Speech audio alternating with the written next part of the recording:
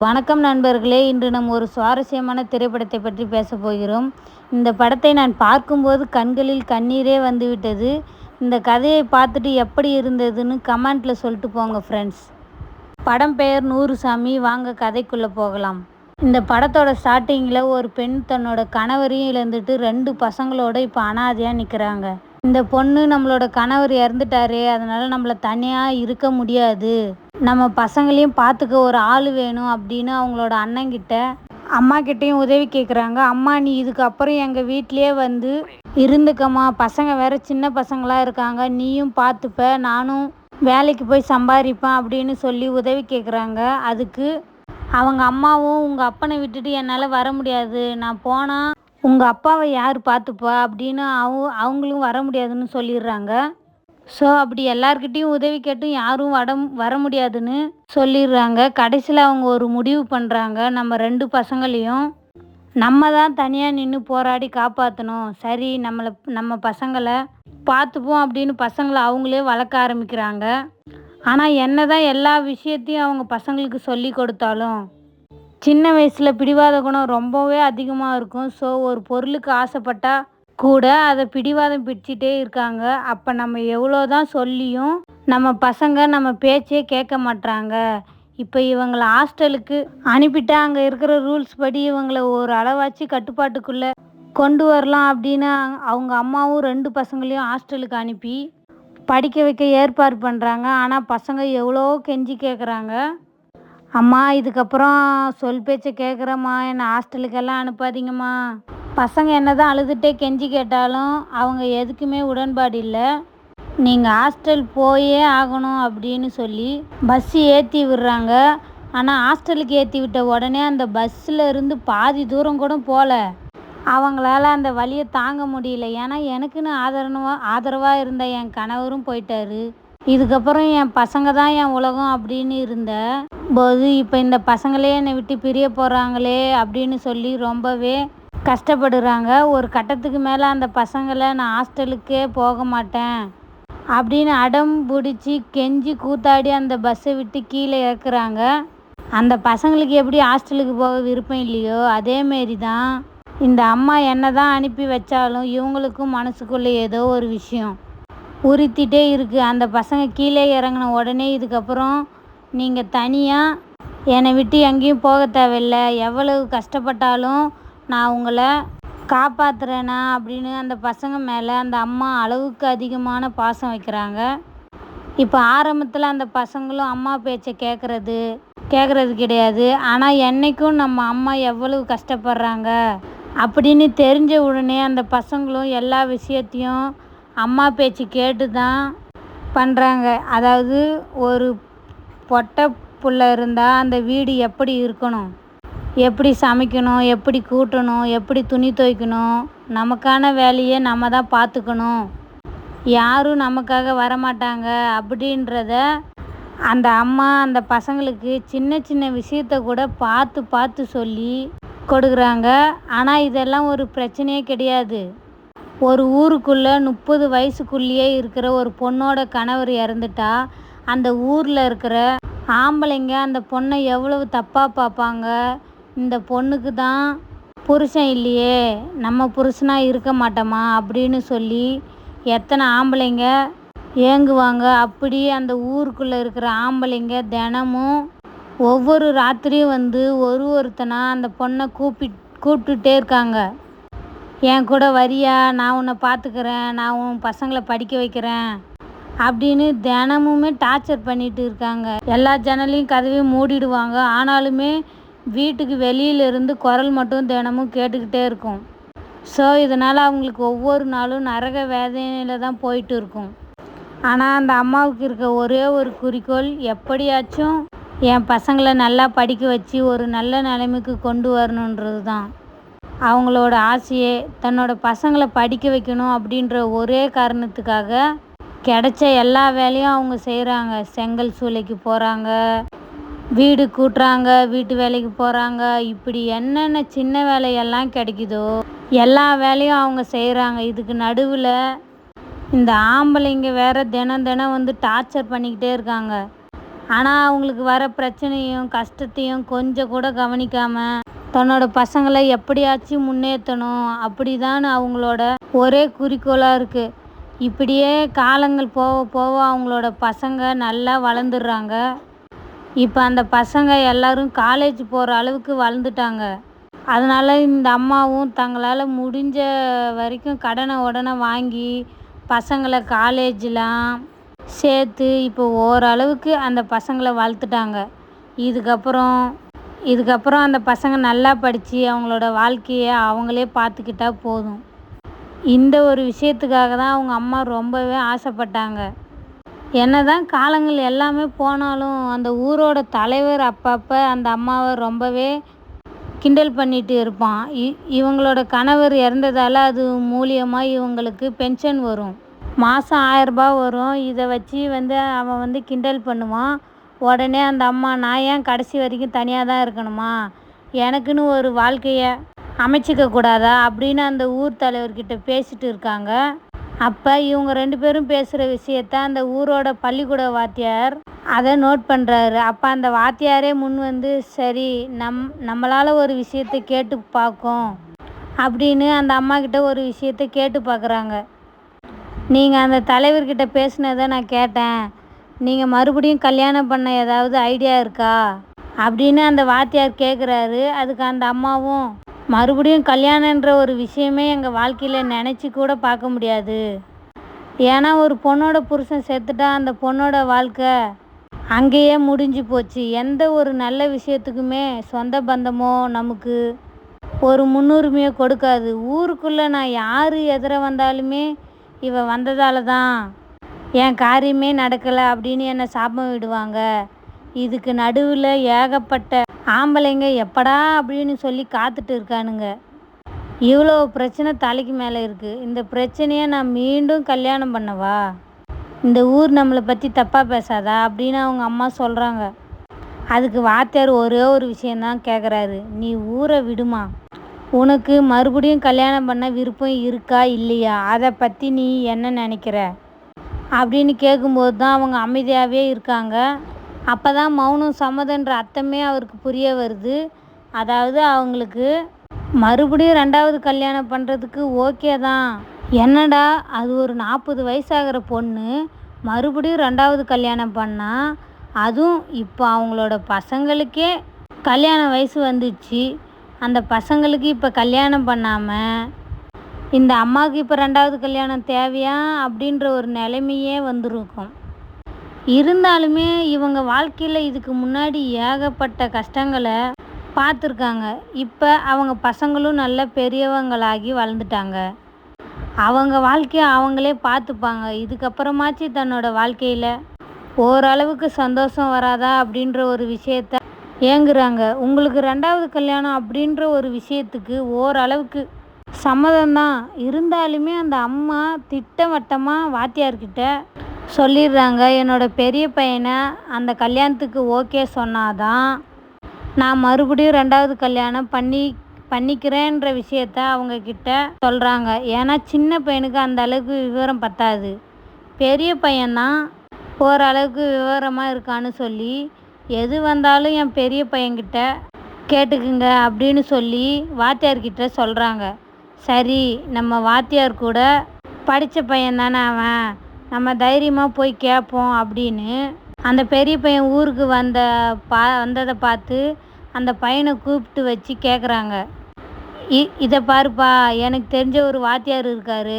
அவருக்கு ஒரு 40-42 வயசு இருக்கும். உங்கள் அம்மாவை அவர் கல்யாணம் பண்ணி கொடுத்துடலாமான்னு கேட்கும்போது, அதாவது ஒரு 23 வயசாகிற ஒரு பையன்கிட்ட போய் உன்னோட அம்மாவை வேற ஒருத்தனுக்கும் கல்யாணம் பண்ணி கொடுக்குறியாப்பா அப்படின்னு ஒரு கேட்குற விஷயம் இருக்குது பார்த்தியா. அந்த பையனால் அதை எப்படி எடுத்துக்கணும்னு கூட அவனால் அதை ஏற்றுக்க முடியல. இதை எப்படி அவனை ஹேண்டில் பண்ணுறது, அவனோட பதில் என்னவா இருக்கும், நான் என்ன சொல்லணும்னு கூட அவனுக்கே சுத்தமாக தெரியல. ஒரு மாதிரி சிரிச்சுக்கிட்டும் அழுதுகிட்டும் பாதியிலே சொல்லாமல் அவன் அங்கேருந்து ஓடுறான். சரி, வாத்தியார் தான் ஏதோ தப்பாக சொல்கிறாருன்னு சொல்லி பார்த்தா என்னோடய அம்மாவுக்கும் இந்த விஷயத்தில் சம்மதன்ற விஷயம் அவனுக்கு தெரிய வருது. கோவத்தில் அங்கேருந்து ஓடி போன மூத்த பையனும் மறுபடியும் வீட்டுக்கே வரான். அவங்க அம்மாவும் அவங்களோட வேலைக்கு எல்லாம் போயிட்டு வீட்டுக்கு வராங்க. வீட்டுக்கு வந்த உடனே அவங்க அம்மாவும் நம்ம பையன்கிட்ட அவசரப்பட்டு கல்யாணத்தை பற்றி பேசிட்டோமோ அப்படின்னு சொல்லி ரொம்பவே ஃபீலிங்காக இருக்காங்க. அவங்க பேச வந்தாலுமே கூட அவங்க பையன் முகம் கொடுத்து கூட பேச மாட்றான். இந்த மாதிரிப்பா நான் கேரளாவுக்கு வேலைக்கு போகலாம்னு இருக்கேன். ஏன்னா உங்கள் படிப்பு செலவும் ரொம்பவே அதிகமாயிட்டே போகுது. அங்கே போய் வேலை செஞ்சால் மாதம் 15,000 தரேன்னு சொல்கிறாங்க. அதனால் நான் கேரளாவுக்கு போகிறேன்ப்பா அப்படின்னு சொல்லி அவங்க அம்மாவும் மூத்த பையன்கிட்ட பேசிட்டு இருக்காங்க. அதுக்கு அந்த பையன் எந்த ரியாக்ஷனுமே கொடுக்காம எல்லாத்துக்குமே சரிம்மா சரிம்மான்னு தான் சொல்கிறான். ஒரு கட்டத்துக்கு மேலே அந்த கல்யாணத்தை பற்றி நீ என்னப்பா நினைக்கிறேன்னு கேட்ட உடனே இப்போ இந்த வயசில் உனக்கு எதுக்கு கல்யாணம் அப்படின்னு சொல்லி சொம்ப தூக்கி போட்டு அடிக்கிறாரு. உனக்கு என்ன வயசாகுது? எனக்கு கல்யாண வயசு வந்துடுச்சு. இந்த சமயத்தில் நீ கல்யாணம் பண்ணி பார்க்கணும் அப்படின்னு சொல்கிறியே, அது எவ்வளோ ஒரு தப்பான விஷயம் தெரியுமா அப்படின்னு அந்த பையனும் தன்னோட அம்மாவுக்கு கல்யாணம் பண்ணணும்னு அப்படின்ற ஒரு ஆசை இருக்குதுன்னு தெரிஞ்ச உடனே அவனால் ஜீர்ணிச்சிக்கவே முடியலை. உடனே அங்கேருந்து கிளம்பி மறுபடியும் காலேஜுக்கு படிக்க போகிறான். அந்த அம்மாவும் ஆசைப்பட்டு என் பையன்கிட்ட இந்த விஷயத்த சொல்லிட்டுமே அப்படின்னு சொல்லி ரொம்ப ஃபீல் பண்ணுறாங்க. இப்போ கேரளாவுக்கு வேலைக்கு கிளம்புறாங்க. அங்கே போனதுக்கப்புறம் அவங்க தினமுமே அந்த வேலையில் இருந்தால் கூட அவங்க பையனுக்கு தினமும் ஃபோன் பண்ணி பார்க்குறாங்க. ஆனால் அந்த பையன் எடுக்கிற மாதிரியே தெரியல. இதுக்கு முன்னாடி நல்லா படிச்சுட்டு இருந்த அந்த பெரிய பையனும் தன்னோட அம்மாவுக்கு 2வது கல்யாணம் பண்ணணும்னு ஆசை இருக்குது அப்படின்னு தெரிஞ்ச உடனே தினமும் குடிக்க ஆரம்பிக்கிறான், சரக்கு அடிக்கிறான், பசங்களோட சேர்ந்து ஊர் சுற்றுறான். தன்னோட வாழ்க்கையே அவன் அழைச்சிட்டு இருக்கான். அதோட அந்த பெரிய பையனோட மனசில் மிகப்பெரிய பாதிப்பை ஏற்படுத்தினது எதுனா, அவங்க அப்பா இறந்ததுக்கப்புறம் பொது இடத்துலையே எங்கேயுமே பொட்டே வைக்க மாட்டாங்க. இப்போ கல்யாண பேச்சு எடுத்ததுக்கப்புறம் அவங்க பொட்டு வைக்கிறாங்களாம். இப்போ அவங்களோட தேவை என்னவா இருக்கும், அவங்களோட ஆசை என்னவா இருக்குன்னு சொல்லிட்டு யோசிக்கிறான். நல்லதாக யோசிச்சா பரவாயில்ல, தப்பாக யோசிக்க ஆரம்பிக்கிறான். இதனால் அவங்க அம்மா ரொம்பவே கஷ்டப்படுறாங்க. இதனால் அவன் சரக்குக்கு அடிக்ட் ஆகுறான். அவங்க அம்மா நம்ம அவசரப்பட்டு நம்ம பையன்கிட்ட கேட்டுட்டோமே அப்படின்னு சொல்லி ரொம்ப ஃபீல் பண்ணுறாங்க.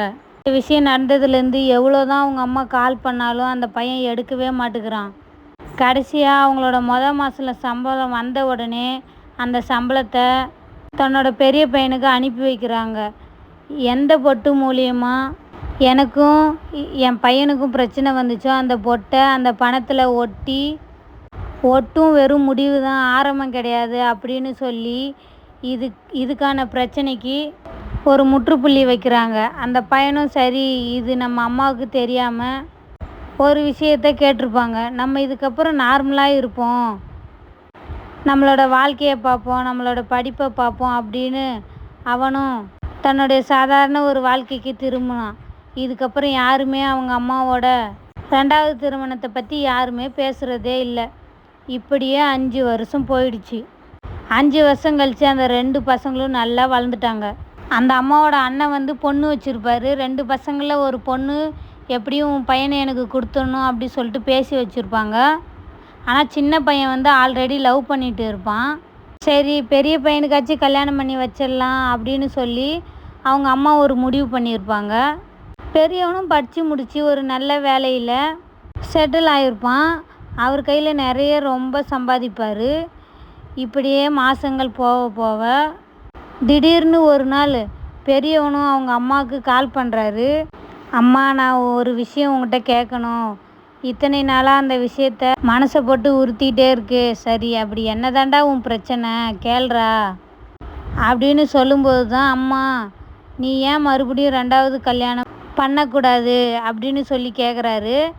என்னடா இதுக்கு முன்னாடி அம்மாவே நான் 2வது கல்யாணம் பண்ணட்டா அப்படின்னு சொல்லி கேட்கும்போது, இந்த வயசில் உனக்கு எதுக்கு 2வது கல்யாணம் அப்படின்னு சொல்லி 5 வருஷத்துக்கு முன்னாடி அதை எதிர்த்த. இப்போ திடீர்னு 5 வருஷம் கழித்து அம்மா முன்னாடியே கல்யாணம் பண்ணிக்கிறியான்னு கேட்குறியே, இந்த 5 வருஷத்தில் இந்த பெரியவனுக்கு எப்படி இந்த யோசனை வந்துச்சு அப்படின்னு அந்த அம்மாவுக்கும் தெரியல. அம்மாவும் தேவையில்லாமல் ஏன்டா பேசிட்டு இருக்க, எனக்கு இந்த வயசில் எதுக்குடா கல்யாணம், நீ மீண்டும் மீண்டும் இன்னும் பிரச்சனை ஏற்படுத்தாத அப்படின்னு சொல்லி அந்த விஷயத்தை இக்னோர் பண்ணிட்டாங்க. ஆனால் பெரிய பையனும் அதை விடுற மாதிரியே தெரியல. தினமும் ஃபோன் பண்ணி, அம்மா நீ கல்யாணம் பண்ணிக்கம்மா, நீ கல்யாணம் பண்ணிக்கம்மா அப்படின்னு கெஞ்சி கேட்குறான். ஒரு கட்டத்துக்கு மேலே அவங்க அம்மாவும் இவனை எப்படியாச்சும் சமாளிக்கணுமே அப்படின்னு சொல்லி, சரிடா நான் கல்யாணம் பண்ணிக்கிறேன், ஆனால் அதுக்கு ஒரே ஒரு கண்டிஷன், நீ ஒரு பொண்ணை பார்த்து கல்யாணம் பண்ணு, அந்த பொண்ணோட அப்பா எனக்கு கல்யாணம் பண்ணுற விஷயத்துக்கு ஓகே சொன்னால் நான் அதுக்கப்புறம் கல்யாணம் பண்ணிக்கிறேன். ஏன்னா 25 வயசான 2 ஆம்பளை பசங்களுக்கு இருக்கிற அம்மா மறுபடியும் 2வது கல்யாணம் பண்ணா இப்போ உங்களுக்கு யாருடா பொண்ணு கொடுப்பா, இந்த ஒரு பிரச்சனை இருக்குல்ல, நீ வேணா ஒரு பொண்ணை பாரு, அந்த பொண்ணோட அப்பனுக்கு ஓகேனா ஓகே நான் கல்யாணம் பண்ணிக்கிறேன். இந்த பையனும் சரி இந்த விஷயம் நல்லா இருக்கு அப்படின்னு சொல்லி அவரும் பொண்ணு தேடுறான். அப்போது புரோக்கர் மூலிமா ஒரு பொண்ணு அவருக்கு வருது. சரி அந்த பொண்ணை பார்க்கலாம் அப்படின்னு சொல்லி மீட் பண்ண போகிறான். அந்த பொண்ணோட அப்பா மிகப்பெரிய ஒரு யூடியூபர். அந்த அப்பாவும் இதை பெரிய கண்டென்ட்டாக போட்டு வைரல் ஆக்கிடலாம் அப்படின்னு சொல்லிட்டு யோசிக்கிறாரு. ஆனால் இவன் வந்து புரோக்கர்கிட்ட சொல்கிறான், எனக்கு வந்து கல்யாணம் பண்ணுறதுக்கெலாம் ஆசை இல்லை, என்னோடய அம்மாவுக்கு 2வது கல்யாணம் பண்ணணும், அதுக்கு அந்த பொண்ணு ஒத்துக்கணும், அந்த மாதிரி ஃபேமிலி தான் எனக்கு வேணும் அப்படின்னு சொல்கிறான். சரி நம்ம ஒரு அக்ரிமெண்ட் போட்டுக்கலாம், எனக்கு வந்து யூடியூப் வந்து பிரபலமாகணும், உனக்கு வந்து உங்கள் அம்மாவுக்கு 2வது கல்யாணம் பண்ணணும், நம்ம ஒரு அக்ரிமெண்ட் போட்டு நம்ம கல்யாணம் பண்ணிக்கலாம் அப்படி சொல்லிட்டு பேசுகிறாங்க.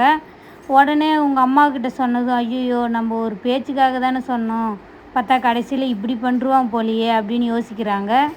அந்த பொண்ணு அவங்ககிட்ட கேட்குது, எதுக்கு உங்கள் அம்மாவுக்கு இந்த வயசில் 2வது கல்யாணம் பண்ணி வைக்கணும்னு ஆசைப்பட்ற, இல்லை இப்போ நாங்கள் 2 பேரும் கல்யாணம் பண்ணின்னு போயிட்டா எங்கள் அம்மாவை கடைசி காலத்தில் பார்த்துக்கிறதுக்கு ஒரு ஆள் வேணும்ல, எங்கள் அம்மாவுக்கு ஒரு துணை தேடி வச்சுட்டு தான் நாங்கள் அடுத்து கல்யாணம் பண்ணிப்போம் அப்படின்னு சொல்லிட்டு சொல்கிறான்.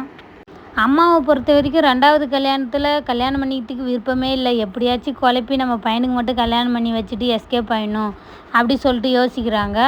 அவங்க அம்மா சின்ன பையன்கிட்ட போய், என் பெரிய பையனுக்கு கல்யாணம் பண்ணி வைக்கணும்னு ஆசைப்பட்றான், நீ எப்படியாச்சும் அதை தடுத்து நிறுத்து சொல்லிட்டு சின்ன பையன்கிட்ட சொல்கிறான். அதை கேட்ட சின்ன பையன் 2 பேரும் சண்டை போட்டுக்கிறாங்க. ஏன்டா அம்மாவுக்கு என்ன வயசாகுது, இந்த காலத்தில் கல்யாணம் பண்ணி வைக்கிற அப்படி சொல்லிட்டு 2 பேரும் சண்டை போடுறாங்க. நம்ம 2 பேரும் போயிட்டு அம்மாவை பார்த்துக்கிட்டு யார் இருப்பா அப்படி சொல்லிட்டு கேட்குறான். நீ என்னடா பார்த்துக்க போகிற, நான் அம்மாவை கடைசி வரைக்கும் நல்லா பார்த்துப்பேன், எங்கள் அம்மாவுக்கு 2வது கல்யாணம்லாம் பண்ணி வைக்கிறத பற்றி இனிமேல் நீ பேசாத அப்படி சொல்லிட்டு சண்டை போடுறான். 2 பேரும் சண்டை போட்டு முடிச்சதுக்கப்புறம் இவனும் சரி அம்மாவுக்கும் நம்ம துணை தேவைப்படுது அப்படி சொல்லிட்டு புரிஞ்சுக்கின்னு, சரி நம்ம அம்மாவுக்கு 2வது கல்யாணம் பண்ணி வைக்கலாம் அப்படி சொல்லிட்டு சொல்கிறான். திடீர்னு அவங்க அம்மா ஃபோன் பண்ணுறாங்க. சரிம்மா எனக்கும் இந்த 2வது கல்யாணம் பண்ணிக்கிறதுல சம்மதம் அப்படின்னு சொல்கிறான். உடனே அவங்க அம்மாவுக்கு ஒன்றுமே புரியல. அப்புறம் யோசிக்கிறாங்க. 2 பேரும் சேர்ந்து எப்படியாச்சும் அம்மாவுக்கு கல்யாணம் பண்ணி வைக்கணும் அப்படின்னு சொல்லிட்டு பேசிக்கிறாங்க. பசங்க நம்மளுக்கு பயப்பட மாட்டேங்கிறாங்க, நம்ம இந்த வீட்டை விட்டு ஓடிடலாம், அப்போ தான் நம்ம பசங்களுக்கு பயம் வரும் அப்படி சொல்லிட்டு 2 நாள் ஃபோன் சுவிட்ச் ஆஃப் பண்ணி பஸ் ஸ்டாப்புக்கு போகிறாங்க. ஆனால் பார்த்தா அங்கே பஸ்ஸே ஒன்று கூட வரல. என்னன்னு பார்த்தா பாத யாத்திரை வந்து பாஸ்டருங்கெலாம் போயிட்டு இருக்காங்க. என்னென்னா வேண்டுதல் பண்ணால் நிறைவேறும்னு சொல்லிட்டு பாத யாத்திரையாக போயின்னு இருப்பாங்க. அவங்கக்கிட்ட போய் நம்ம ஹெல்ப் கேட்கலான்னு போகிறாங்க. அப்புறம் பார்த்தா சரி அவங்க பாஸ்டர் நம்ம வந்து ரெட் கலர் சேரீ கட்டின்னு இருக்கோம், நம்ம போய் மாற்றிட்டு வரலான்னு சொல்லிட்டு வீட்டுக்கு போகிறாங்க. அந்த போகிற வழியில் வந்து வழி தெரியாமல் காட்டு பக்கம் போயிடுறாங்க. அங்கே பார்த்தா ஒரு பன்னியாக இருக்குது. அதுக்கப்புறம் கிணத்துக்குள்ளே தவறி விழுந்து அடிபட்டுருது. அவங்க அம்மாவுக்கு ஃபோன் பண்ணுறாங்க, ஃபோனே போக மாட்டேங்குது. 2 பேரும் பயந்துடுறாங்க. ஊருக்குள்ளே போய் விசாரிக்கிறாங்க. ஊருக்குள்ளே விசாரித்தா அம்மா ஓம் சக்தி கோயிலுக்கு தான் போகிறேன்னு சொல்லிட்டு போனாங்கன்னு சொல்கிறாங்க. ஓம் சக்தி கோயிலுக்கு போய் தேடுறாங்க. இதுக்கு முன்னாடி கேரளாவில் வேலை செஞ்ச இடத்துக்குலாம் போய் தேடுறாங்க. எங்கேயுமே அவங்க அம்மா கிடைக்கவே இல்லை. அப்புறம் அந்த பசங்களுக்கு ஒரு ஃபோன் கால் வருது. அவங்க அம்மாவுக்கு மிகப்பெரிய பிரச்சனை நடந்துச்சுன்னு சொல்லிட்டு ஃபோன் கால் வருது. தலையில் பயங்கரமாக அடிபட்டு இருக்குது அப்படின்னு சொல்கிறாங்க. உங்கள் அம்மா ஹாஸ்பிட்டலில் இருக்காங்க அப்படி சொல்லிட்டு சொல்கிறாங்க. வேகமாக ஓடி வந்து ஹாஸ்பிட்டலுக்கு வந்து பார்க்குறாங்க. எப்படிம்மா உனக்கு இந்த மாதிரிலாம் நடந்துச்சு சொல்லிட்டு அந்த பசங்க கேட்குறாங்க. வழி தெரியாமல் போகும்போது கிணத்துல ஊந்துட்டேன், அப்போ அந்த பாஸ்டருங்க தான் வந்து அவங்களுக்கு வந்து சத்தம் கேட்டுச்சின்னு நான் சொன்னேன், ஆனால் யாருமே வந்து கண்டுக்கலை. அதுக்கப்புறம் ஒரே ஒரு அம்மா மட்டும் அந்த சத்தம் கேட்டு இல்லை யாரோ இருக்கிறாங்க அப்படி சொல்லிட்டு வந்து என்னை காப்பாற்றி ஹாஸ்பிட்டலுக்கு கூப்பிட்டு வந்தாங்க. அம்மா நம்மளால தான் இவ்வளோ கஷ்டப்படுறாங்க, நம்ம வந்து டார்ச்சர் பண்ணுவோம் தான் இந்த மாதிரி ஆயிடுச்சு, சரி இனிமேல் நான் உன்னை கல்யாணம் பண்ணிக்க சொல்லி கேட்க மாட்டேம்மா அப்படி சொல்லிட்டு அந்த பசங்களும் சொல்கிறாங்க. அம்மாவும் ஓரளவு குணமாகி கொஞ்சம் கொஞ்சமாக சரியாயிட்டு வராங்க. இந்த அம்மாவோட வீட்டுக்கு பக்கத்தில் 20 வயசுமே மட்டும் ஆன ஒரு பொண்ணுக்கு கல்யாணம் ஆகி அந்த பொண்ணு இப்போ கர்ப்பமாக இருப்பாங்க. அந்த பொண்ணோடைய புருஷன் ஒரு மேஸ்திரி வேலை செய்யும்போது எதிர்பாராத விதமாக ஒரு விபத்தில் அவர் இறந்துடுறாரு. சின்ன வயசில் தன்னோட கணவர் இறந்ததால் அவங்களால தாங்கிக்கவே முடியலை. அது மட்டும் இல்லாமல் அந்த பொண்ணுக்கு குழந்தையும் பிறக்குது. கை குழந்தைய வச்சுக்கிட்டு புருஷன் இல்லாமல் எப்படி இந்த வாழ்க்கையை அவங்க வாழ போகிறாங்க அப்படின்றது தான் இப்போ யாருக்குமே தெரியல. ஆனால் கண்டிப்பாக அந்த அம்மாவுக்கு தெரியும். ஏன்னா ஒரு 27 28 வயசில் தன்னோட கணவர் இறந்துட்டாங்க. அந்த அம்மாவோட பசங்க ஓரளவுக்கு 4வது 5வது படிச்சுட்டு இருந்தாங்க. இப்போ இருக்கிற ஒரு சூழ்நிலையை ஏகப்பட்ட ஆம்பளைங்களால் அந்த அம்மாவுக்கு மிகப்பெரிய பிரச்சனை வந்துச்சு. இப்போ இந்த பொண்ணுக்கு வெறும் 20 வயசு தான் ஆகுது. இப்போ அந்த பொண்ணு எவ்வளவு கொடுமைகளை அனுபவிக்க போகுது, அந்த பொண்ணோட வாழ்க்கையில் என்ன தான் நடக்க போகுது அப்படின்றத இந்த அம்மாவுக்கு நல்லாவே தெரியும். ஏன்னா இதெல்லாம் அவங்க தாண்டி தானே வந்திருக்காங்க. இந்த ஒரு விஷயத்தை நினச்சி அவங்க ரொம்பவே ஃபீல் பண்ணுறாங்க. அப்போ அவங்க பெரிய பையன் இதை பார்க்குறாரு. நீ எதுக்குமா தேவையில்லாமல் ஃபீல் பண்ணுற, நீ ஏமா நடிக்கிற, அந்த பொண்ணோட வாழ்க்கைக்கு அவ்வளோதான், நீ தேவையில்லாமல் அழுது நடிக்காத அப்படின்னு சொல்லும்போது அவங்க அம்மாவுக்கு பயங்கரமாக கோபம் வந்துடுது. நானா நடிக்கிறேன், ஒரு பொண்ணு தன்னோட கணவர் இல்லாமல் அந்த பொண்ணு எந்த அளவுக்கு கஷ்டப்படுன்ற வழி எனக்கு தாண்டா தெரியும் சொல்லும்போது, ஆமாம் கஷ்டம்தான், ஆனால் அந்த பொண்ணு நினச்சா தன்னோட வாழ்க்கையை மாற்றலாம், அதுக்கு நீ தான் ஆரம்ப புள்ளி வைக்கணும். 40க்கு மேலே வயசாகிற உனக்கு நீ மறுபடியும் 2வது கல்யாணம் பண்ணால் 20 வயசாக இருக்கிற அந்த பொண்ணுக்கு உன்னை பார்த்து ஒரு அறிவு வரும். ஆஹா, 40 வயசு இருக்கிற அந்த அக்காவே 2வது கல்யாணம் பண்ணுறப்ப எனக்கு 20 வயசு தான் ஆகுது, அப்போ நானும் 2வது கல்யாணம் பண்ணணும்னு தோணும். இப்படியே தன்னோட கணவனில் இருந்த ஒவ்வொரு பொண்ணும் 2வது கல்யாணம் பண்ணால் அவங்க வாழ்க்கையில் எந்த கஷ்டமுமே இருக்காது, எந்த ஒரு பசங்களும் கஷ்டப்பட மாட்டாங்க. கல்யாணன்றது வெறும் காமத்துக்காக மட்டும் கிடையாது, அது ஒரு அன்பு, ஆதரவு, துணை, அது எல்லாமே ஒரு பொண்ணுக்கு மறுபடியும் கிடைக்கணும்னா இந்த சமுதாயத்தில் யாருன்னா ஒருத்தவங்க ஆரம்ப புள்ளி வச்சே தான் ஆகணும். அந்த புள்ளியை நீ வைக்கக்கூடாது. நிச்சயமாக சொல்கிறேன், 20 வயசே ஆகக்கூடிய அந்த பொண்ணோட வாழ்க்கை என்னவான்னு சொல்லி நீ நினச்சினா நீ ஒரு கல்யாணம் பண்ணு, உன்னை பார்த்து அந்த பொண்ணும் ஒரு கல்யாணம் பண்ணும் அப்படின்னு சொல்லிட்டு அந்த பெரிய பையனும் கிளம்பிடுறான். அந்த அம்மாவும் என் பையன் சொன்ன விஷயம் கரெக்டு தான், ஏன்னா ஏகப்பட்ட காலங்களுக்கு முன்னாடியே உடன்கட்டை ஏறுதல், மறுமண தடுத்து அப்படின்னு சொல்லி ஏகப்பட்ட பிரச்சனை பெண்களுக்கு இருந்துச்சு. இப்போ இதை எல்லாமே ஒன்று ஒன்றா உடைச்சிட்டு வந்துட்டு இருக்காங்க. இப்போ இந்த ஊரில் நம்ம உடைக்க பார்ப்போம். நம்ம கண்டிப்பாக கல்யாணம் பண்ணி இதுக்கப்புறம் வர தலைமுறையாச்சும் ஏதாவது ஒரு பிரச்சனை நமக்கு மேலே வந்துச்சுன்னா அந்த பெண்களையும் கல்யாணம் பண்ணிக்கிட்டு தன்னோட வாழ்க்கையை அவங்க ஆரம்பிப்பாங்க. இந்த கல்யாணத்துக்கு நான் ஓகே சொல்கிறேன் அப்படின்னு தன்னோட பெரிய பையனுக்கு ஃபோன் பண்ணி சொல்கிறாங்க. அதுக்கு அந்த பையனும் ரொம்ப சந்தோஷமா, நான் உனக்கு உடனே மாப்பிள்ளை பார்க்க ஆரம்பிக்கிறேன் அப்படின்னு சொல்லிட்டு ஃபோனை வச்சுட்டு மாப்பிள்ளை பார்க்க ஆரம்பிக்கிறான். அவங்க அம்மாவுக்கு பிடிச்ச மாதிரி எவ்வளோ மாப்பிள்ளை தேடி பார்க்குறான். ஆனால் அவங்க அம்மாவுக்கு எந்த மாப்பிள்ளையுமே பிடிக்கல. அந்த அம்மா கேட்குறது வந்து தன்னோட பசங்களையும் பார்த்துக்கணும், என்னையும் நல்லா அன்பாக பார்த்துக்கணும், அந்த மாதிரி ஒரு கணவர் தான் எனக்கு வேணும்னு ஆசைப்பட்றாங்க. வருங்காலத்தில் எந்த பிரச்சனையும் பசங்களுக்கும் வரக்கூடாது, அமைதியான வாழ்க்கையை வாழணும், அதுக்கு ஒரு நல்ல மனுஷனாக பார்த்து தான் நான் கல்யாணம் பண்ணணும் அப்படின்னு நினைக்கிறாங்க. அப்போ தான் நினச்சி பார்க்குறாங்க, ஒரு காட்டு பண்ணிக்கு பயந்து தான் அவங்க ஓடுவாங்க. அப்போ தான் கிணத்துல தவறி வீழ்ந்துருவாங்க. அப்போ தான் ஒரு அக்கா அவங்கள வந்து காப்பாற்றுவாங்க. அந்த அக்காவுக்கு ஒரு வேண்டுதல் இருக்கும், எங்கள் அண்ணனுக்கு எப்படியாச்சும் கல்யாணம் ஆனால் நான் பாத யாத்திரை போகிறேன் அப்படி சொல்லிட்டு வேண்டிட்டு இருப்பாங்க. அந்த அம்மா அதை கேட்டதும், உங்கள் அண்ணனுக்கும் 2வது கல்யாணம் தான் பார்த்துட்டு இருக்கீங்களா அப்படி சொல்லி கேட்குறாங்க. அந்த அம்மா ஆமாம் சொல்கிறாங்க. அதுக்கு கடவுள் பார்த்தீங்களா, எங்கேருந்து எங்கே முடிச்சு போடணும்னு நினைக்கிறாரோ அங்கே தான் போடுவாங்க அப்படின்னு சொல்கிறாங்க. உங்கள் அண்ணனை நான் பார்க்கணும், அவர்கிட்ட பேசி பார்க்கணும், அதுக்கப்புறம் நான் சொல்கிறேன் அப்படின்னு சொல்கிறாங்க. அவர்கிட்ட பேசினதுக்கப்புறம் எனக்கு ஓகேனா நான் அவரையே கல்யாணம் பண்ணிக்கிறேன்னு சொல்லிட்டு நான் பார்க்கணும் அப்படி சொல்லிட்டு பார்க்க போகிறாங்க. விஜய் ஆண்டனிக்கு ஆல்ரெடி கல்யாணம் ஆகிருக்கும். அவங்க மனைவி வந்து இறந்துருப்பாங்க. ஆனால் அவருக்கு ஒரு பொண்ணு இருக்கும். அந்த பொண்ணுக்கும் கல்யாணம் பண்ணி கொடுத்துருப்பாங்க. இப்போ அவர் தனியாக தான் இருப்பார். கடைசி காலத்தில் அவங்க பொண்ணு ஒரு விஷயம் சொல்லியிருப்பாங்க, நீ ஏன்ப்பா தனியாக இருக்க, உனக்குன்னு ஒரு துணையை ஏற்படுத்திக்கப்பான்னு அவங்க பொண்ணு சொல்லியிருப்பாங்க. அந்த ஒரு காரணத்துக்காக தான் நான் கல்யாணம் பண்ணணும்னு ஆசைப்பட்றேன். இவங்க 2 பேருமே பார்க்குறாங்க, பேசுகிறாங்க, பழகுறாங்க. ஒரு வேவ் லென்த் வந்து செட் ஆகுது. அதனால சரி நம்ம கல்யாணம் பண்ணிக்கலாம் அப்படின்னு சொல்லிட்டு ஒரு முடிவுக்கு வராங்க. இவர் வந்து தன்னோட பசங்களுக்கும் நல்ல அப்பாவாக இருப்பார், எனக்கும் ஒரு நல்ல கணவராக இருப்பாருன்னு அவங்களுக்கு தோணுது. அவங்க அம்மாவும் இவர் எனக்கு ஓகே தான் அப்படி சொல்லிட்டு அவங்க பையன்கிட்ட ஓகே சொல்கிறாங்க. எங்கள் அம்மா ஒரு முடிவு எடுத்தாங்கன்னா கண்டிப்பாக நல்ல முடிவாக தான் இருக்கும். எங்கள் அம்மா எங்களை வளர்த்ததுலே எங்களுக்கு தெரியும். நீங்கள் ஒரு நல்ல மனிதராக இருக்கவோ தான் அவர் உங்களை ஓகே சொல்லியிருக்காங்க அப்படி சொல்லிட்டு சொல்கிறான். இந்த விஷயத்தை கேட்ட அவங்க அண்ணனே அவங்க தங்கச்சியை கொலை பண்ணுற அளவுக்கு போயிடுவான். அதுக்கப்புறம் அந்த ஊர் தலைவருங்களாம் ஊர்கிட்ட சொல்லி இந்த மாதிரி 2வது கல்யாணம் பண்ணால் நம்ம எல்லா பொண்டாட்டிங்களும் அது 2வது கல்யாணம் பண்ண ஆரம்பிச்சிருவாங்க. அப்புறம் இந்த ஊரே 2ஆக பிரிஞ்சிரும், கீழ் ஜாதிக்காரன் மேல் ஜாதிக்காரன்னு அப்படி சொல்லிட்டு ஏற்றி விட்டு கல்யாணம் பண்ண விடாமல் தடுப்பாங்க. ஆனால் அவங்க பையன் என்ன பண்ணுவான், ப்ரெஸ் மீட் ஏற்பாடு பண்ணிவிடுவான். இந்த மாதிரி தடுக்கிறாங்க அது மாதிரி சொன்னதும். அதுக்கப்புறம் அந்த மக்களுங்களாம் நம்மளை அசிங்கப்படுத்திடுவாங்க சொல்லிட்டு அதுக்கப்புறம் அதில் தலையிடவே மாட்டாங்க. இந்த ஸ்டோரியில் என்னென்னா, எவ்வளோ பிரச்சனை வந்தாலும் அவங்க அம்மாவுக்கு தடையெல்லாம் தாண்டி கல்யாணம் பண்ணி வைக்கிறாங்க பார்த்தியா. அந்த 2 பசங்க தான் நம்ம வாட்ஸ்அப் பண்ணணும். இந்த கதை ரொம்ப ஹார்ட் டச்சிங்காக இருந்தது ஃப்ரெண்ட்ஸ். கதை உங்களுக்கு பிடிச்சிருந்தா ஒரே ஒரு லைக் அண்ட் சப்ஸ்கிரைப் பண்ணிக்கோங்க ஃப்ரெண்ட்ஸ். அடுத்து என்ன ஸ்டோரி வேணும்னு கமெண்ட் பாக்ஸில் கமெண்ட் பண்ணுங்கள் ஃப்ரெண்ட்ஸ். Thank you friends.